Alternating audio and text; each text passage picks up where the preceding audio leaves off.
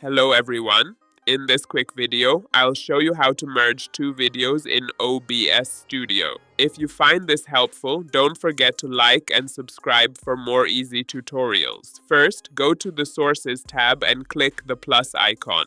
Choose Media Source, name it Media Source 1, and hit OK. Click Browse, select your first video, then hit Open and OK. Next, repeat the same steps to add your second video. Name it Media Source 2, browse, select your file, and click OK. To merge them, hide Media Source 2 and start recording. Play the first video, and once it ends, hide Media Source 1 and unhide Media Source 2. It'll play right after. When both videos finish, stop the recording. And that's it. You've successfully merged two videos in OBS Studio. Thanks for watching, and I'll see you in the next one.